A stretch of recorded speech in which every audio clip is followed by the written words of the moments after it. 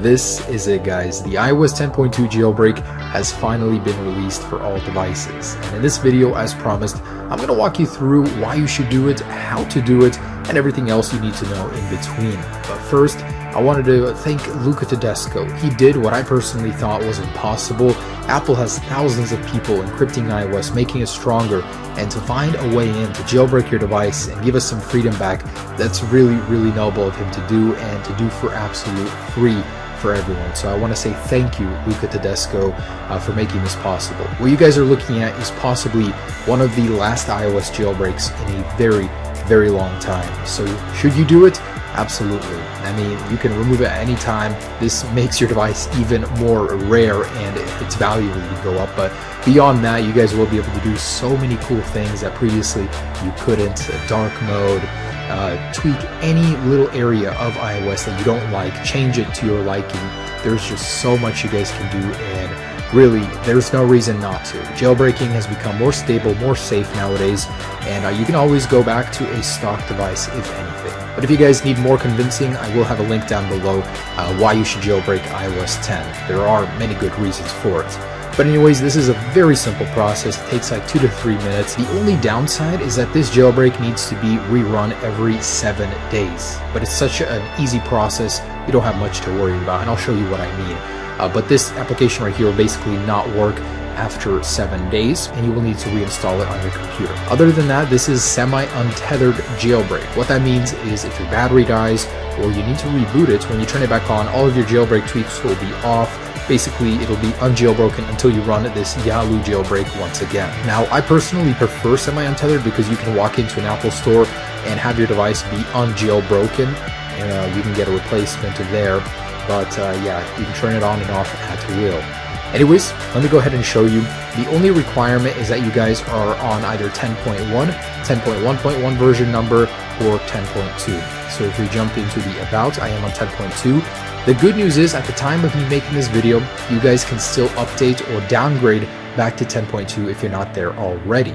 So this jailbreak supports the iPhone 5S, the iPhone 6, the iPhone 6S, and even the iPhone 7. But the iPhone 7 only works on 10.1 or 10.1.1. So if you're not there, then unfortunately you cannot jailbreak at this time.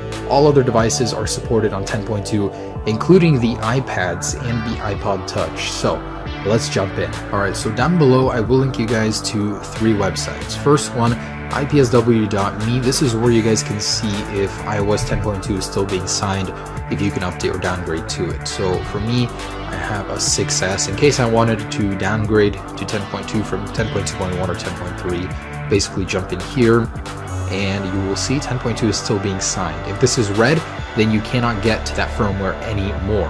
Now if you have an iPhone 7 on 10.2.1 or 10.3, I would downgrade to 10.2. That is Luca Tedesco's actual recommendation, so it might receive a jailbreak in the future on that firmware. So if you do end up downloading that, go ahead and plug your device in. And this is for the people that aren't on 10.2 that want to get there. I mean, just a quick little overview of how to do that. Basically, jump into iTunes. Let's go into your device settings. Hold Option on a Mac and left-click Update.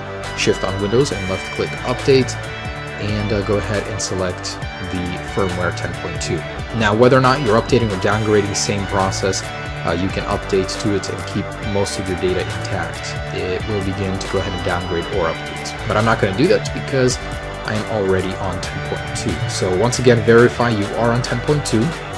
And now visit 2 websites in the description. So CydiaImpactor.com, basically download your version, and we're going to be using this tool to install the jailbreak. And Yalu, Luca Tedesco's website, go ahead and download the IPA file right here. This is beta 7 currently. He said that this is just about the stable, most final version. So this is why I waited this long to make this video. I wanted to make sure you guys were getting the best outcome possible with this jailbreak. And we're going to run Cydia Impactor. Alright, so with that plugged in, let's go ahead and take the beta 7 IPA and drag it into Cydia Impactor. Now go ahead and log in with your iTunes Apple ID. You don't have anything to worry about here. This information isn't being shared with anyone. Alright, so with your information in, go ahead and click Enter, and it will begin jailbreaking your device. So in a moment here, we should see Kim Jong-un on our device, and that's Yalu 102, so or 10.2. Alright, so go ahead and click on it. Well, this is what you'll get. So let's jump into settings, general. We basically need to trust the profiles and device management, and go ahead and trust this one up here, or this one down here, trust. Alright, we are good to go. So go ahead and open up this, and in here just go ahead and click go.